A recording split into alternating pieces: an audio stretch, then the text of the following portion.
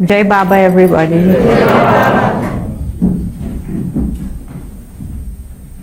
Today is the talk on obedience, which Baba held greater than love. He valued it greater than love. If your love is so great, so complete, it is automatic that obedience should follow. In one of the ghazals that had been once sung to Baba, it says, "Unki khushi pe jaan de, apni khushi khushi nahi hai." This is the chorus. And it says that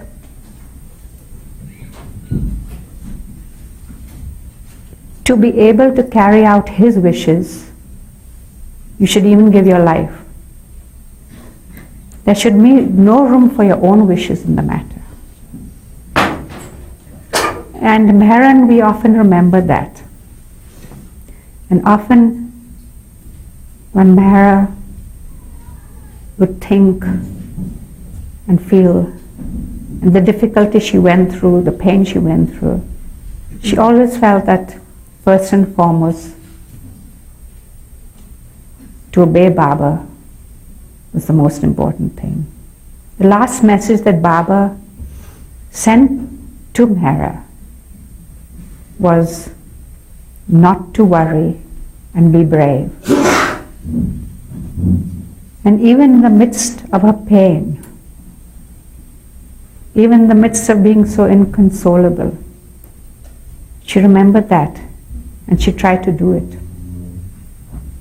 Now in our language, in Gujarati, not to worry and not to think is the same thing. It's the same word.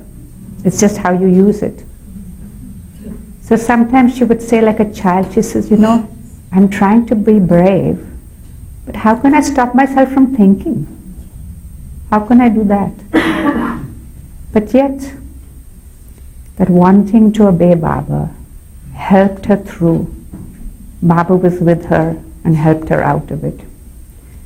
Even in those 7 days when Baba was lying in state, and thousands of people from India came. Many of them, this was their first visit ever in Baba's presence. The women would come to her and weep on her lap. And afterwards she would say, it's just the irony of it, she says, I'm the one most in need of consolation and I'm helping them. And the men too felt that if they only were able to just be in her presence and say Baba's name in front of her, it helped them so much. So she was wondering, what would Baba want her to do? What was Baba's wishes in the matter? And then we all remembered that a year before, that Baba had already given her the answer before even the question took place. In Mehera in 1968, one day Baba had arranged that in his presence, with all the mandali of Mehera, Meherabad, of Ahmednagar, and all the close Baba lovers of Ahmednagar, should come in his presence. They were standing in the garden, and on what you call Mehera's porch, Baba was there. And he called Mehera in his presence there and told her to say Jai Baba to all of them. And after that she went. And that was, I think, the first time that Baba had initiated this. And looking back, we realized it was January 31st, 1968, exactly a year before he was going to drop his body. So we all felt, and Mehera also felt, that it would be all right. This is what Baba wanted. And the darshan that he had arranged, the great darshan as you call it, of 69, beforehand he'd gone into such detail about it, which was a bit of a surprise. All the people who had to make the arrangements, they'd come to Mehera in October of that 68. And to the minutest detail, everything had been arranged, even to the groups coming. And yet Baba wasn't so much concerned about the 9 in December of 68, when everybody's focus was on Dara and Amrit's wedding. And Mehera actually was very much interested in it, because she had, to the detail of so many things she wanted, her mind was in it, she was involved in it. But Baba brought the into right focus. He said, I am doing all this for Mehera's birthday. The first day of the thing was Mehera's birthday. And at that time Baba said, you have no idea how fortunate you all are to be in my presence like this. Because when next I give darshan, you will not see me like this. So everybody thought that with the thousands coming, they'd be so pushed far in the rear that they would hardly be able to see Baba. That was the thought in everybody's minds. And then he said, all these years I've been saying that my time is very near. Today I say my time has come. And he says, you all see me like this, but you don't really see me, this is but a coat I wear. And he pulled the sleeve of his coat to show it. You should see me as I really am. That is the real scene. But beforehand, Baba was very particular as who should come. There was such a worry about everything. We felt it was such a strain on him. So everybody said, Baba, if the small darshan is such a problem to you, why not cancel the other darshan of 69? Baba said, no, that will be very easy. That will be very easy for me. So we didn't know how it was. And then he said, after that darshan, I will be out of seclusion. And the way he described it is that he'll be free. And his gesture for freedom was that you're bound by handcuffs that's been tied, and free is you're free from it. I'll be free. And he said that after that, anybody who wishes to come from anywhere or any Baba lover is free to come to visit me. And he pointed to the road. A number of times he said that. He pointed the road. He said, you will see my lovers. They will come and go. Come and go. We couldn't imagine how it was going to be. But now looking back over the years, we realized how important that was, and how Baba was, how caring it was, especially for Mehera, that he had arranged all this. Because after the dropping of his body, we were all in a complete vacuum. Our whole life was centered on him. Our whole routine, our daily duties were centered on when he was with us or when he was at the mandali, what to do. I mean, it was all revolved around him. And that central figure, his physical form, was no more. So he kept our focus on going to the darshan. We didn't know what to expect, but this is what he asked of us, so that is what we were going to do. So everything was arranged as if Baba was there for darshan. We were playing our part. If the other participants came, let them do it. And Baba, it is up to him to play his part or not. And truly when we saw the effect, the reaction, the atmosphere, Baba was present. And I don't think anyone went away dissatisfied. I feel that Baba had filled everyone's cup to overflowing. And for us, it was like seeing how present Baba was in the world, and each one of those he brought here. Each one he brought to India. In 62, he had said, when he asked how each one had come, what difficulty there had been in their coming. And then he looked directly at them and said, do you think it is your love that's brought you here? It is my love that has brought you here. And his love was very prevalent over there. Now, talking about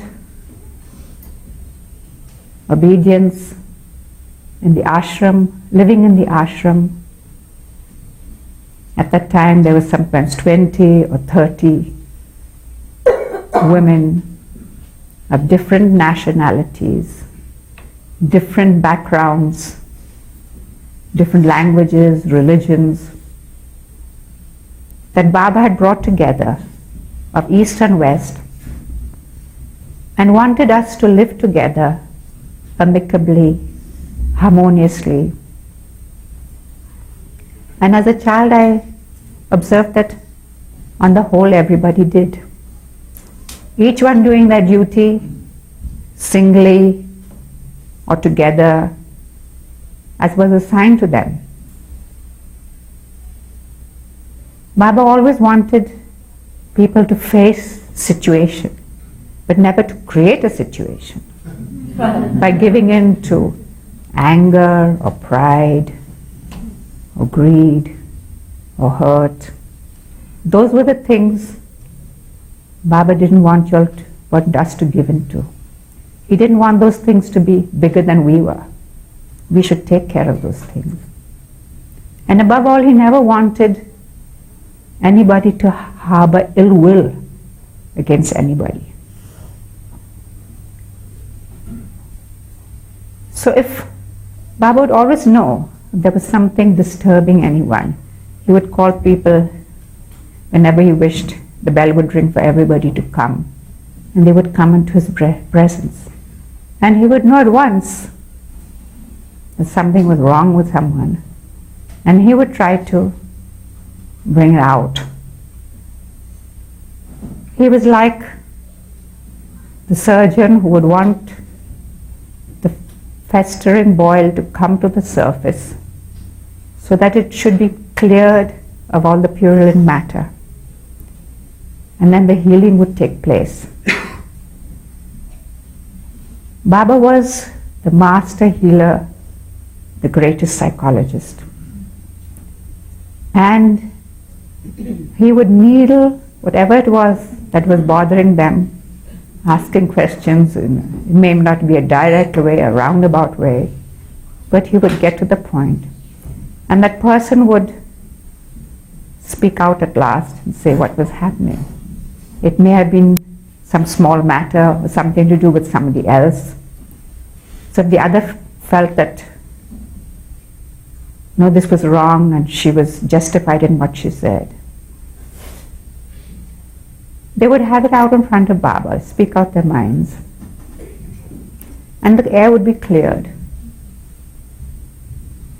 And then if Baba felt that they were again sort of getting into a heated thing, it might have been such a small thing, Baba would clap his hands and say a few words himself, and then ask them to embrace with love in their hearts and forgiveness in their hearts. And Baba's gesture for forgiveness was, I forgive you. From my heart, I forgive you. And that is how Baba wanted forgiveness from each one. Complete like that. And when Baba gave it, you felt that he'd given it to you.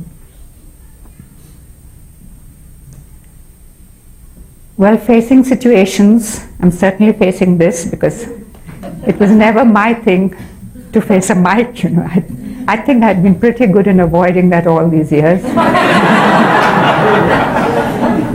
And when Jane had asked me, when Katie was coming, whether I would come too, I said, no, Jane, Baba would have to give me a very hard push from behind to make me come. And he certainly has. I remember once my brother telling me how when one when someone was asking him the time, he could never talk to strangers. He just showed him his watch. And I felt my nature was a little bit like that too. But after 69, meeting all the Baba people, I think I opened out a bit. But I remember one incident in 52, when we were in Geneva. There had been an Air India strike. We were delayed there for 7 days. And Rano had to rush around to all the different places to try and get flights for us, all of us together, to come to India. And at last in Geneva we got a flight on Air France to come to Karachi, but at least we're close to India. And Rano, in the rush of things, had forgotten her purse at the table where the officials were. And that purse was being aired out. Whose is it? We were all waiting. And Rano wasn't there. She'd gone somewhere else. So I saw and I went to claim the purse, to give it to her. They handed it to me. I just took it without saying a word. And Mehera noticed. She says, why didn't you say thank you? Well, I said, I did, but I didn't do it verbally, you know.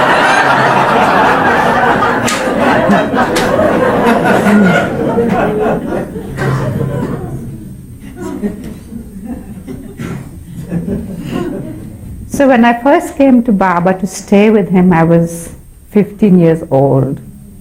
And Baba gave me some strange things to do. Sometimes, you know, that time Baba was so strict with all the women of the ashram that there was a period when he was working with the musts, working in seclusion, and when he would come to our side, the bell would ring that nobody was to see him.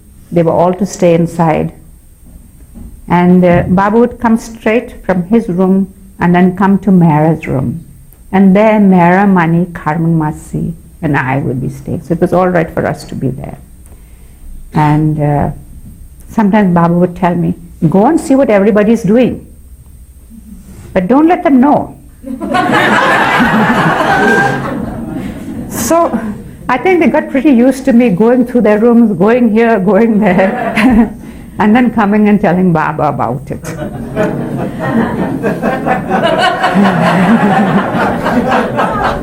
And it was like Baba was very seriously sort of listening to what I would say, you know. And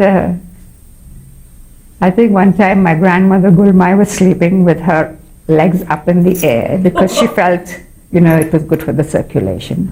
So I told Baba about it. So then he called Gulmai and asked her how she was her legs paining or not. And she wanted to know how Baba knew about it, so I had to tell her. But she said, you don't have to tell him that, you know. I said, but Baba asked, what can I do? Then other orders that, I mean, all the time there were orders, but I remember this thing about punctuality, that Baba was so strict. Baba himself would be ready on time, even long before anybody was there if he'd given an appointment. And he wanted all of us to obey the rules. If the bell rang for lunch, we should all be there on time. So one day I was a little late. So Baba asked, why were you late? So I said I'd been washing his clothes. Baba says, if that's going to delay you, you shouldn't wash my clothes. I was scared. I said, no, I washed your clothes first, but then I was bathing and washing my clothes. Then he said, oh, then he realized that, you know, there was a big thing, and he says, oh, that's all right then. But it gave me a thing of how important it was to be punctual. And in those days, Baba gave, that was that period when Baba gave silence to, we never kept silence unless Baba told us to. So that period, each one in turn had to keep silence. There was a whole list how each one's name followed the other. And also eat just once a day, coffee or tea twice, nothing with it but just lunch. And then on Sundays from 6 to 9 everybody should keep silence and just eat one meal a day then too. But just tea and chapatis, you know, no cooking or anything. Everybody should, it would be a rest day for everybody. So we really enjoyed that. We could do a little bit of sewing or reading or, you know, doing things that we wanted to, and it was very quiet. But when we came to, that time also Mehera, Baba had given Mehera this lovely white mare that she rode. It was really good. But later on, when we were coming from Panchgani to Meherabad, that was sold.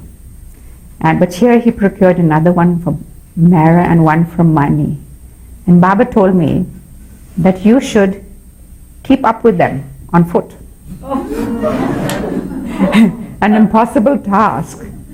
But it became doubly so, I realized, when Mani couldn't control a horse.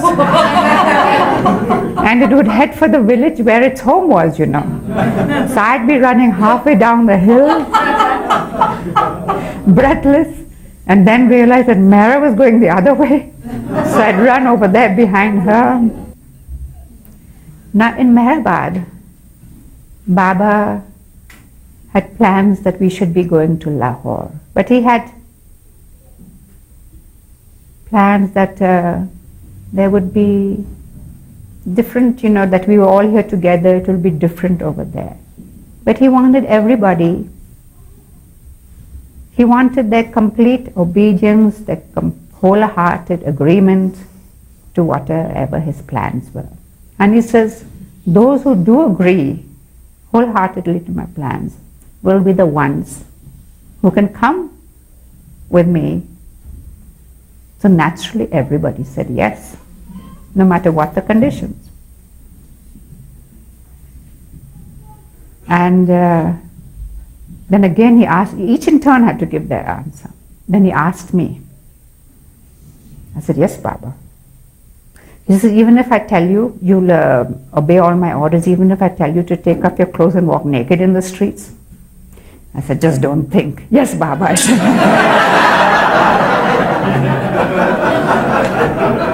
So Baba said, start taking off your clothes. So I start pulling off my dress and wondering, I hope it stops only this far, no further. When Baba clapped his hands and says, that's enough. With great relief, I pulled my dress down and Baba gave me an embrace. But Baba showed me that obeying his orders was not that easy. He played upon that shyness of mine when we were in Lahore. We were going to this movie there. It was a Hindi movie of Rams. And even there, you see what happened, the plans were that Baba had arranged that there should be 2 bungalows. A few with Baba would stay in one bungalow, and within walking distance, but it, far away that you couldn't oversee what was happening, was the other bungalow where the rest of the women mandali stayed. Once a week they would come over to see us, and once a week we would go over to see them. So twice a week we saw each other. And sometimes Baba was in our bungalow when they came, sometimes he wasn't. And if he was there, it was a great joy for them that they were able to be in Baba's presence. So even when we went to the theatre, to the cinema, and the order remained that they couldn't see him. So it was arranged that we would be on the upper, the balcony seats up, and down below would be their seating arrangement. They came in a bus. Pilamai herded them like as if they were cattle, shouted, telling them do this and do that, which was very embarrassing to all of them. And when the movie was over, they were told to get up and go back, so that there shouldn't be any chance of them seeing Baba. So we were up there as usual beforehand, and chose our own seats, had a good view of the screen. And just a short while before the movie began, this whole group, this whole family came, a lot of women and children. And there's one elderly gentleman who must have been the respected elder of the family. He had on a big turban. So they had to see to his comfort, get him seated. And then they seemed of the upper class, well-to-do family. And there was a servant who followed him with a big spittoon. And we were watching all this with great interest. And then he sat down. And we realized that because of that big turban, he was blocking Baba's view of the screen. So we were telling Baba, why don't we change seats? If you come and sit, we can shift 2 seats this side. But Baba didn't want that. He told me to go and tell that gentleman to go and move his seat. I was so embarrassed. I said, how can this 15-year-old go and tell this gentleman to go and do this? But I went, really scared to do it. So I said, I hope they understand English. But they didn't. I had to talk to them in Hindi, which was very basic. I couldn't use that polite, flowery language with them, just what mattered. So he wasn't even attentive to what I was saying. So I told his women folks, that we can't see at the back. Could he shift a little bit this side so that we could see? And then I came away. So Mehera was asking, what did you say? And we started giggling nervously that we said, I felt so bad about it. But the man shifted, but he didn't shift the way I said. He shifted into a seat that came in Mehera's view.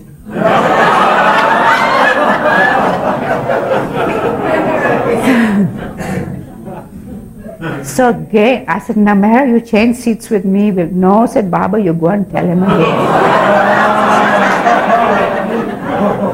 And I just couldn't do it. I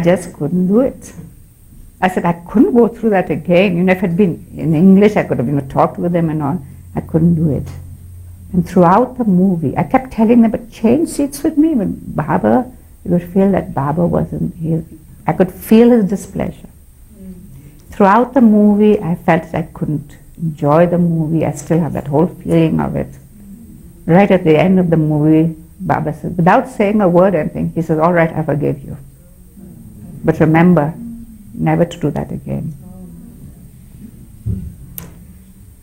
So a short while after this incident, Baba told us that a few of us were going to Kashmir with him. This was our first visit to Kashmir, not the walnut one, but another one.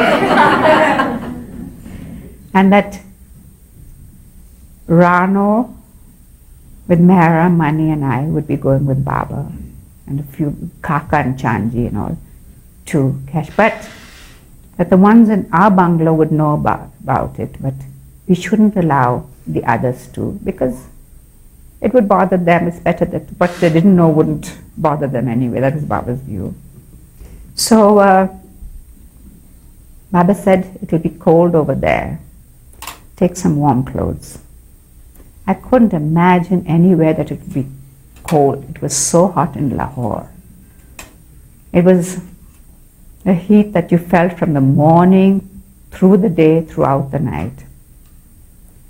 And when Baba used to go walking to the mandali, he would put a wet towel on his head and go and be completely dry when he went. In the early morning, by the time he came back at 11, he would do the same. And then he would immediately tell me to wash my hands and bring me cold water to drink. So the chatty never had cold water. But we had this water pump, which every bungalow in Lahore had, where you pumped the water. And the more you pumped, the colder it got. It was really a lifesaver. So I would go proudly and get that water pumped and bring that glass. Baba would bring the water and sometimes often send me to get some more. I would do that, or a third time to get it, till his thirst was quenched. So it was that hot in Lahore. We would sleep on the terrace in the night with the small little beddings there. But the heat from down below, the terrace was so hot, it never cooled off even till the morning. So I don't know whether it was preferable to sleep down below or up. And if the wind ever blew there, it would be a sandstorm because of the fine sand, so we had to just go inside and sleep down below. So I said it couldn't possibly be, I couldn't imagine anywhere to be hot. So I just took a very light sweater with me. So we were going from Rawalpindi, where we had to change train to get there was no railway connection to Srinagar that way, so we had to go by car. And as we went up to that hill station, Murray,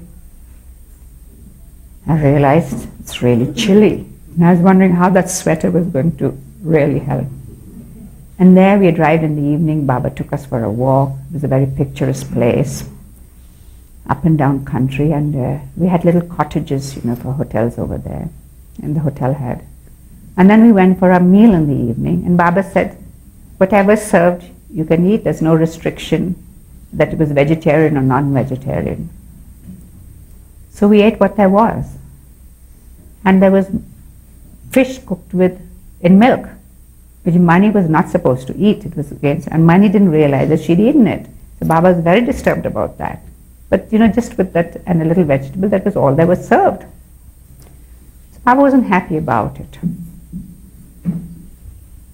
So in the night we went to bed. The early morning, Baba came over to Mehera's cottage, and I hadn't even woken up, and there was this imperative clapping, and we realized that Baba wanted us. Rano and I were in that room. So I just rushed out of bed and came there, half asleep, and Baba's pointed to the floor, says, clean this up.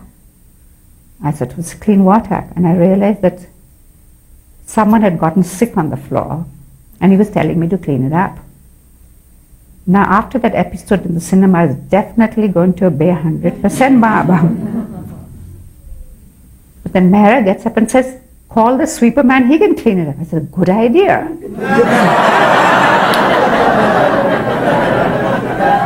But Baba says, no, you do it. So I'm sort of looking at the floor, half asleep, looking at my hands. Do I pick it up? What do I do? I've never done anything like this before. So Baba says, clean it up. So I'm thinking, all right, even if I pick it up, what am I to do with it in my hand? What do I do with it afterwards? So hesitating with that, then Rano comes around. She sees the situation. She brings a lot of newspapers. So between the two of us, we clean it up. And then we go. So at breakfast, I couldn't face breakfast. Now I thought Mani had gotten sick, but it was Mehera who couldn't, and she had gotten sick in the night. And for that reason, Baba was more concerned about it and wanted to know how she was. She was feeling much better once it was out of my system. But I couldn't take any breakfast. So Baba said it was because I said, no, I'm not hungry. I don't want to eat. So I didn't take any breakfast. And then when we were traveling, it was really chilly. The sweater just didn't feel like anything on me. And Baba says, aren't you cold? Put on something. I said, no, I'm not feeling cold. I'm not allowing myself not to feel cold. But then Mani lent me a heavy silk coat that she had to spare, so I was very thankful to get that on. So after that, I learned my lesson to always be prepared for all occasions when traveling with Baba like that. Now, a little bit of our visit over there, there was an option whether we could stay on those houseboats or stay in a hotel. And we felt it'd be more practical to stay in the hotel, which is called Hotel Sam's. Now Baba and Mehera in Lahore were the only ones who never had any bout of sickness. In spite of Baba going for these must trips, 120 degrees heat, coming after 8 or 10 days, tired. But he always kept well, and Mehera. But all of us had some bout of sickness or the other. And Mani was going through this bout of malaria over here. So we had our rooms upstairs, and on the little veranda, our meals would be served there. We didn't have to go to the general dining room over there. So the food would be served, and Mani would have this high temperature she couldn't eat. So Mehera would suggest soup. So Kaka was told that Mani was sick, she couldn't eat. She needed soup. So we could hear him, Kaka was a tiny person with a lot of personality, So he would go down below her and says, what do you mean by serving this food when Mem Sahib has a fever? Why didn't you bring soup along? He didn't explain anything, he demanded it. So the man would rush about and get the soup ready. The next day, soup would be served for money. And Baba would say, you mean to say that after paying all this money, money is going to be served soup? What about a meal? She was well, she could eat. So Kaka went down below and told them, you were paying for everything, why are you serving soup? Bring food for her. So we would hear this and it would go on. Then Baba would take us out to the different shops, shopping over there. And ask Mehera to buy anything she wanted. So she would get these beautiful, intricate carving photo frames. One that was very beautiful, she'd put Baba's picture in it. And later on, I mean, she was always doing it with Baba in mind or giving it to someone in mind. But Baba would say, buy something for yourself. So she wanted to buy shawls for Baba. So then she bought this purse, a leather purse, an ordinary leather purse with a zip for herself. It was also so that she could use for Baba's things when traveling. And at last she bought a pair of shoes. You would say, Mary, you always wanted a pair of shoes, why don't you try these on? And she bought them. So, and then we'd have a lot of fun, thinking of reading the names of the places, and one was called Suffering Moses, one of the... And then Baba would take us in the Tonga. This is very embarrassing for me, I don't know if I'm going to tell it to you.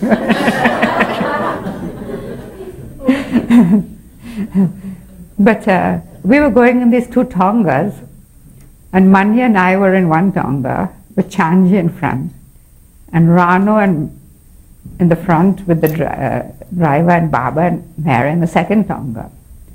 So our Tonga was going very slow.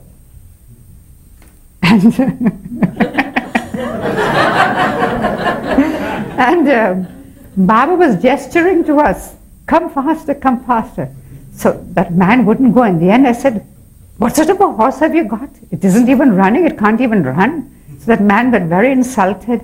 He whipped that Tonga. And we went so fast, we went well ahead of Baba and the others. And then Baba was surprised. What do you mean by doing this going ahead? But the thing was, with that spurt of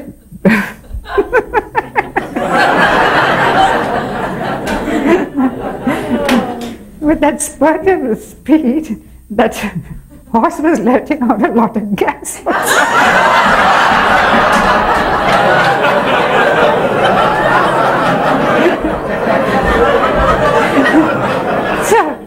So he was, as he was running, he would do it in tune.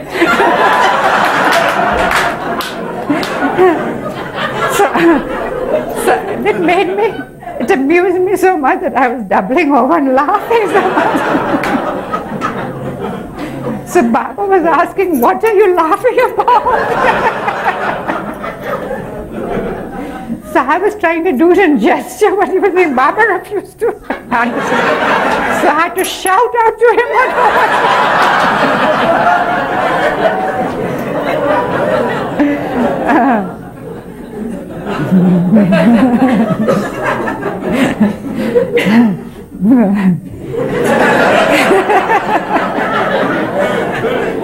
I haven't told the story. But how it could be so embarrassing to obey Baba.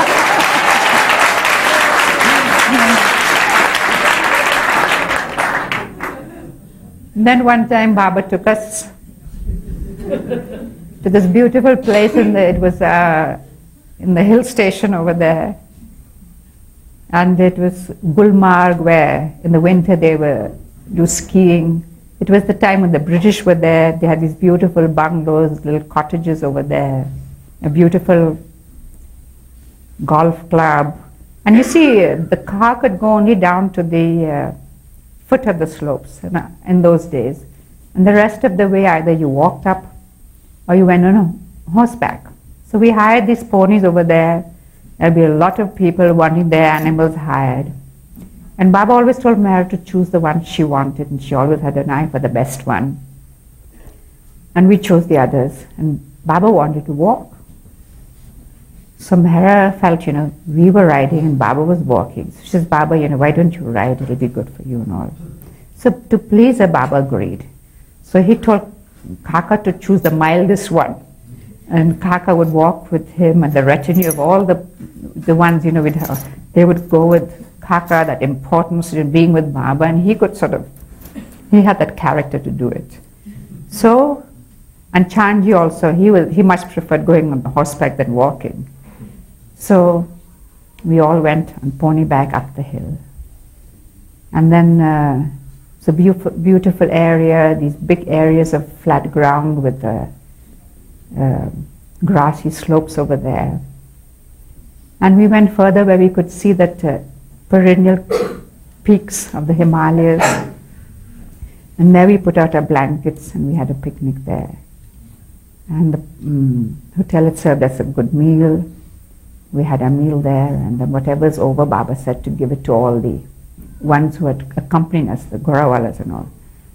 So everything was finished. And meantime, the horses had been left to graze, they'd been taken care of.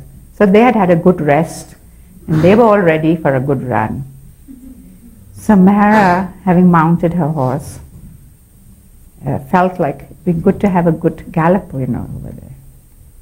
And there, a distance away, was this lady on a very beautiful horse. She was all attired for riding apparel and all on her. And she had her sais going with her groom going with her. So somehow the horses, they love a good gallop, so this one's ears pricked up and Mehera allowed him to gallop. And the other one started galloping too, so it was wonderful to see both the horses riding together, and Mehera was a far superior rider to the other one, and her horse, even if it wasn't, so well taken care of, it was a good horse, and the horse just outpaced the other one.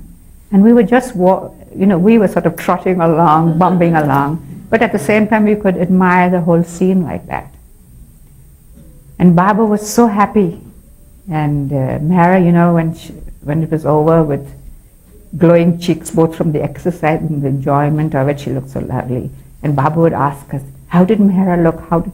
And Rana would say, she was such a wonderful rider, just to see the comparison. There was no comparison between the two. Baba was so happy about it. Now Baba always wanted to please Mehera, to do what she wanted. But then he said, we've had all this meal, I'd like to walk down. Is it all right with you? So Mehera so sweetly said, Baba, whatever you wish, it'll be all right with me. So then Baba walked down. He had to walk down with me. And then we came down. And often when we were in Kashmir, we would return by the water on those little shikaras in the evening. And on the way we would buy the fruits that the people were selling. There'd be beautiful flowers. And we could see the reflection in the waters. Such a beautiful time Baba gave us in his company with Mehera like that. And then often if Baba wanted to eat the fruit there and then, she would somehow manage to clean it, or she had a knife in her purse and she would peel it, and always on a clean handkerchief give it to Baba. Anything that Baba wanted, she would try to see that it was always there, to be able to serve him like that. And as I said, after he dropped his body, she wanted so much to obey Baba even at that time. And it was that effort that brought her out of it all. And it was, looking back how Baba had arranged it, that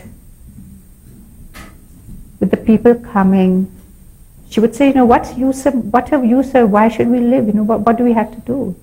We said, don't you want to do what Baba says? She says, yes.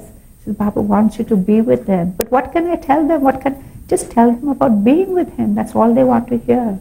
And you could feel that gradually she was coming out of it and her interest awakened. And one of the things that Baba had said when he was not well, and we would ask him to eat a little more, especially when Mehera said it. He would try to do it, but she says, I can't. She says, when you eat, it is as if I've eaten. And we all felt, why is Baba saying that? But then after he dropped his body, when Mehera had no interest in anything, and she would come to the meal, she couldn't face it, she couldn't eat it. We said, Mehera, remember you have to eat for Baba as well, because when you eat it as if he's, yes. And that would penetrate, and she would try to do it at that time. And that always she would respond to. And that's how, to be able to do what Baba wanted of her, she was able to come out of that. And for me, that was the biggest example of obedience I ever saw in anyone. Jai Baba. I want to tell you about this picture. You've all seen it in the Samadhi. When Baba was lying in state, that time Andhra group came and one of them brought a picture with him and placed it in the Samadhi. And it was there all the years that Mehera was there. I think on one of her last visits to Mehera, maybe not quite the last one, the one before we went to school, there's a big full-length picture of Baba's in the habits which the same photographer had brought. And that time, even though Mehera wasn't able to quite say what she meant, we understood what she said. But that time she spoke very clearly. Because many people have said, if you look in the garland, Mehera's face is seen there. And she pointed to herself there. She says, that's me in Baba's life.